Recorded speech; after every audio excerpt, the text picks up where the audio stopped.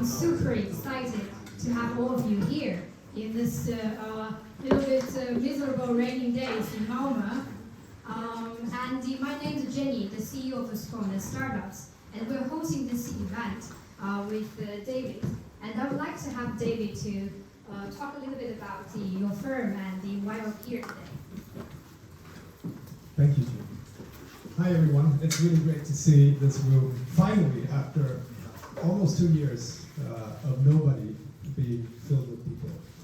So thank you for joining us. It was really just during lunch today, we saw that we had a big film crew filming Tuna Linjen downstairs here in Lejonpassagen. And then together with this, it's really, life as we knew it before is slowly coming back. People crowding, but in a sensible way, I hope. My name is David Klose. I'm a partner and lawyer here at Maldonado Law Firm. I've worked here basically forever, but not compared to how long this building has been here. Jenny asked me to talk a bit about this place. So this is, you can say that this is basically the origin of Malmö's med tech, because this was the, as you know, there's a pharmacy downstairs, Apoteket Lejonet. And this is the home of the pharmacists from that time. It was a very lucrative business to be a pharmacist, and especially when you have monopoly. This, they claim that this was the second largest pharmacy in Europe after Moscow. And how did you know that? Well, you compared how many leeches you sold. So the medtech industry has evolved since then. This was around 1900. But as you know, in this passage, there were like a factory, big factory of healing water and other stuff that they made. Maldonado Law Firm, we've been here for about 25, almost 30 years. We've had different names. When I started, we were called Lagleverleman, then we became Linklaters, which is an English law firm, and then Maldonado was founded in 2003. We were general practices of business law, and we have, during the past 15 years at least, focused a lot on the local startup community. So we've been partners with Mink for 15 years. We've been partners with Medeon Science Park, which also has an incubator, which is actually medtech focused.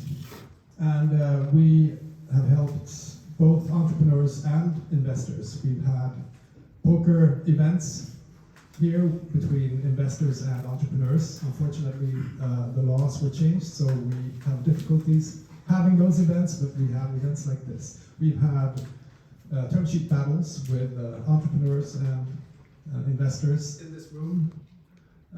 So I'm just super excited to see people from the startup community back here again. I've also, I don't know if I told you, but I did ask, Mink has a new CEO who's called Daniel. I asked him to join us. I hope he can join us later, just to see the initiatives that Skåne Startup does and the importance of these events, which you are all part of. I'll stop talking. You're more than welcome to talk to me, to Henrik, Alex, Emily, and possibly other colleagues that will join us during this event. Jenny? Thank you.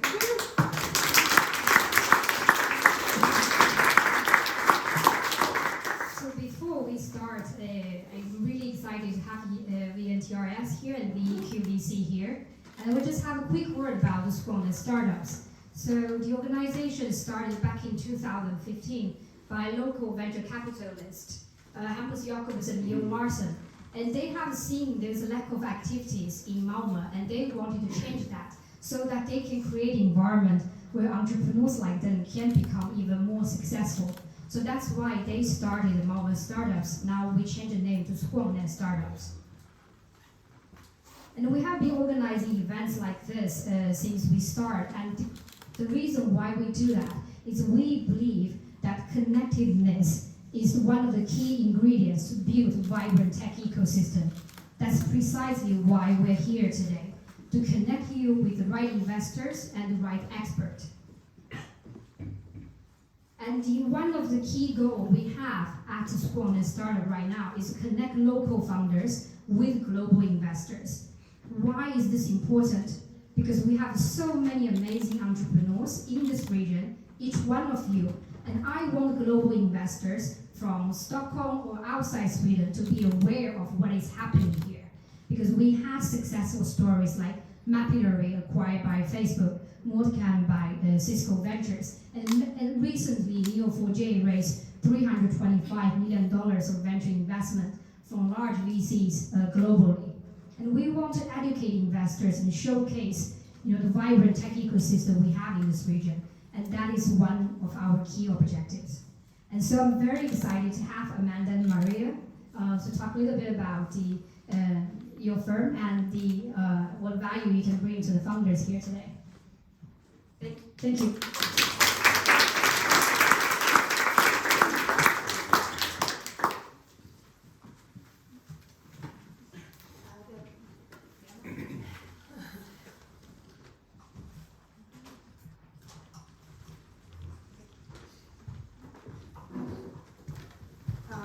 Great. So nice to see so many faces here today, and a bit scary to be on stage. It's been a long time since we did this. But yeah, I mean, both me and Maria are really excited to be here today, together with our colleague Michaela. And I will talk a bit about ventures, which is how you pronounce it, our name. And we will talk a bit about VEQ, which is a sister company to ventures. And then Michaela will talk a bit more about how we work with startups when it comes to working more data-driven and having a growth mindset. So yeah, the first one is maybe to talk a bit about ventures, where we come from, how we started out, and what kind of investor we are today. So Ventures was founded about 5.5 years ago in Stockholm by 4 founders who had all done the startup, like tech startup journey before. And all of them failed. And basically what they realized was that they did the same mistakes as everyone else, even though they had all of the right competences. They knew tech, they knew business, they had the right backgrounds, but still it was so hard for them to take in the advice that they got from their mentors, their advisors, their investors. So when all of them failed with their companies, they realized that they would have wished for to have an investor that was more operative and that would have helped them out in a smarter way. So they founded Ventures, and they founded Ventures with creating an organization where we have a sweat equity model, which means that we reinvest our profit for equity in the companies. So what we do when we invest is that we go in and we help out the teams and add on different competences that you might need to be able to accelerate or to move on to the next step and maybe get funding from angel investors or VC, for example. And super short, I mean, right now we are active in Stockholm, here in Skåne, and also in the Baltics. So what we try to do is that we try to expand into strong startup ecosystems all over the world that we see a great potential in, basically. Anything else? Yeah, so far, I'm going back just a little bit. So far we have invested in, I think it's about 23 startups in Sweden, 3 in Estonia, and hopefully more to come very soon. And yeah, some of them are, for example, Compify, maybe if you've heard of them. They were joining Dragonston now during the autumn. Find Out Diagnostics, Preg Life are some of them. So yeah, we can move on to. So yeah, I mean, when we say that we invest with competence, of course, we need to clarify what kind of competence do we invest with. And we talk tech competence, then we mean, of course, development, but also design, growth hacking, business development, and all the different competences that we see are needed in an early stage startup. So of course we don't want to go in and we want to take over the full company and run with all of the ventures employees. What we want to do is to really understand the competences that you have as founders. What kind of competences do you need to reach the next stage? Do you think that you can manage to recruit those competences? If not, maybe then we can join in and we can invest and we can become part of your team and help you to the next step. And then you can find the right competences, be on your own, and become a unicorn. So yeah, I mean, with different types of competences, we can do build MVPs, we can help you scale, we can help you accelerate. So I would say, like, no matter what stage you're in, it would be interesting to have a conversation and see how we can help out. Yeah, and this is basically the investment proposal that we have. Of course, now we've talked a bit about how we can invest in early stages, where we invest with sweat equity. But of course, we can also, together with bigger enterprises, for example, create joint ventures where we can invest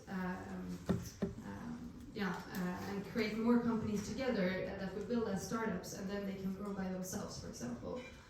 And I mean, for super early stage entrepreneurs, if you basically just have an idea, what we've also done is that we have founded a company together, and then you can run on by yourself. So no matter which stage, just reach out. Yeah, and then the investment philosophy, of course. So I've talked a lot about what kind of investments we do, but I think it's also important to understand what kind of companies that we look for. And of course, with the core in tech, we look for tech startups, because that's what we know about, and that's how we can help out in the best way. And then, of course, it's really important to understand that we reinvest our profit. So when we invest, we don't, like, the hours that we spend together with you as startups are not for free. So we always need to co-invest with other investors. So we co-invest a lot with Almi, for example. We've co-invested with a lot of angels, but also other early stage VCs. And now we've also created our own one, so maybe Maria will tell more about that later. And then, of course, for us it's super important, since we're investing usually very early stage, it's really, really important for us to make sure that the teams that we invest in are aligned with the core values that we have. So for us it's really important that we aim for diverse teams, that we aim for an understanding that we want to create companies that bring something better to the world. So we say that we want to invest in good ideas, and with good, of course, both good, amazing ideas, but also good for the world. So when we invest in that, when you go through the due diligence process with us, we really make sure to get to know you on a personal level, to understand your drive, what drives you, what's the most important thing for the company in your point of view, and how can we understand that? Do we agree on that, and can we work together in a good way? Yeah, this is handing over to you. Yeah. Great. So thanks, Amanda. Now I will tell you a bit about VEQ. As Amanda said, we have just created our own Ventures VC, basically. So VEQ is short for Ventures Equity. So we usually describe VEQ as an investment company that is originated from ventures. So VEQ is a company standing on its own legs, but are very closely connected to ventures and are within the ventures ecosystem. So we see VEQ as kind of an extended investment arm of ventures. So we were recently founded. We launched in June this year, so super new on the market, and since then we've made 3 investments. So yeah, and in contrast to ventures, VEQ is a more pure venture capital player. So we invest cash as a more normal investor in that way. Yes, of course, we're also backed by the growth investor called Alvena Didriksson. They've done investments in Trustly, Acast, and been quite successful, and now wanted to expand their presence in the early stage space as well. So we're super happy about that. So shortly about VEQ's investment philosophy then. Our aim is to invest around 3 to 5 million tickets in companies as an initial investment, but then of course continue supporting the company throughout for a very long time. And often we would invest together with an angel investor, but we see ourselves as a player that's present between a small angel round and a larger VC round. So somewhere in between there would be very great for VEQ to invest. When it comes to valuation, our sweet spot is between 20 to 60 million SEK, but we have a mandate to do up to 100 million SEK. And in terms of ownership, that would be typically around 10-15%. It's not that important with the exact ownership, but since we're in it for the long run and want to be active and engaged investors, it's important for us to own a meaningful stake at least. And since we're closely connected to the fantastic ventures team, we intend to have a presence in the same market as ventures, but we can invest all over Europe, but with a strong focus on the Nordics and Baltics to begin with. Great, and so now I'm going to talk a bit about what's important to us when investing, and this goes basically both for ventures and VEQ, and Amanda touched a bit on these subjects, but we basically have 6 things that are super important for us when we assess the companies. The first one being, of course, the team. Since we invest in early stages, it's important for us to believe that this is the team that really can make this happen. Other than that, the tech, of course. Tech is what we know and where we come from, and being a tech company is what we invest in basically. From the VEQ side, it's a bit more important that you come a bit further in your commercialization. As Amanda said, ventures can invest super early and help to build your product, but since VEQ is more of a classic venture capital player, we'd like to see some early traction before getting on board. Other than that, of course, and this is a pretty generic investor thing, but it's of course important with the scalability and understand that this can become a huge thing. And the last 2 things. Founding a very new investment company, sustainability is obviously very, very important for us, and this is something that we're serious about and take into account. And it's of course sustainability in terms of what you're doing, what your idea is. But other than that, we're also very conscious about that your company is run in a sustainable way as well. And the last thing is diversity. And Amanda also touched a bit on this, but we feel that the modern team is a diverse team, and we want as many genders, ages, countries as possible to be represented. And I think one important thing to add there is, of course, that as a super early stage company, it's not always like if you're two people of the same background or gender or anything that founded a company, of course it can be hard to have a diverse team to start with. But if you're not diverse to start with, we really want to see that you have a plan for how to grow your team in a smart way and in a good way to become sustainable and a good company going forward. Yeah, great. Perfect. And so how do we work with companies after we have invested? This goes also both for ventures and VEQ. We see ourselves as active and long-term owners.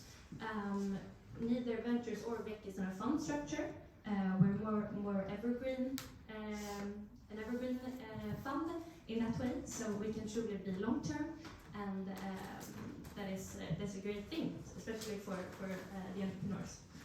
And yes, other than that, we from the VEQ side, when we invest a bit bigger tickets, we'd like to be on the board and help you out in that way. And we sometimes do that with the ventures sweat equity model as well. Yeah, other than that, of course, we would like to help you in any way we can. That's why we get on board. We believe in you and want to support you in any way we can. And yes, we believe that we truly created a unique setup with the Ventures and VEQ combination, and we can help you out being both operative and both more strategic. So yeah. Yeah, and just to add there as well, of course, when we do investments, we can do only ventures investments with equity investment, we can do only cash investments with VEQ, or we can co-invest together. So what we usually do is that when you meet with any of us and say that you're interested in an investment, we take a first meeting with you and try to figure out what stage you're in and where you would actually fit and what you would actually need. And then we put you in touch with the right person and in the right process. And we just wanted to give some examples as well of how, like in companies that both of Ventures and VEQ have collaborated and both invested and worked together. So the first one is actually Lunchco, which is a company that was founded in the Antler program, if you've heard about Antler, in Stockholm a couple of years ago. And the founders started out super early stage. They had founded some companies before, but they didn't really know any tech. So they set up a great business idea, they outsourced some tech, and then they met with us at Ventures. And we decided to help them out, so we invested with sweat equity and helped them to rethink about how they built their product, basically. So since they had outsourced, and they had outsourced to a firm that hadn't really had the business in mind, but actually just built what they were asked to do. They hadn't built it very smart, so it wasn't really scalable. So what we did was that we helped them out strategically of like how to structure everything. We started out helping them hands-on with development as well, but at the same time we helped them to recruit their own team. So now they've grown into a company that has their own team in place. We help them out occasionally. And then we handed them over to VEQ for the next stage. So basically we helped them to prepare for their next round so that they were actually investor ready. And then now just after summer, VEQ decided to invest in them as well. And I think that is a really good example of how we want a lot of our companies to, like their journey to be like within our ecosystem, so that you can actually get the right help when you need it and grow together with us. And the second one is Airpelago. Maybe you want to... Yes, just super short. So the other example is Airpelago, which is the third company that VEQ invested in. Pretty early stage, but super strong tech team, basically. Engineers, very, very heavy and product focused. Yeah, when we came in, we saw that there's great potential, but they would need some help on the commercial side. And there, our star Michaela has come in and helped them on the sales and marketing side, basically. So super cool synergies and really what we want to do. Yeah, final. Yeah, slide. Exactly. Final slide. So we've been asked to give you some short advice. So this was our main points to you. So advice to founders that meet us. It would be great if the strongest focus that you have is to focus on where you are right now, and also be very honest when you tell us about your current traction. Point number one. The second one is, of course, to let you meet as many team members as possible. Of course, there's usually one person focus on the fundraising, but since we invest in early stages, we invest in the team. So we'd like to meet all important team members, basically. The third thing is to be very transparent with what you look for now when you're fundraising, and what type of investor do you want to partner up with, because then we can know if it's a match or not. The fourth thing is, and this is a tough one to discuss, I think. But don't focus too hard on getting the highest valuation. And I don't say that because I'm an investor and want to push the valuations down. I say that because we care about you as well, and asking too high valuation can set a lot of pressure on you and really create unrealistic expectations for the next financing round. So yeah, that's some advice.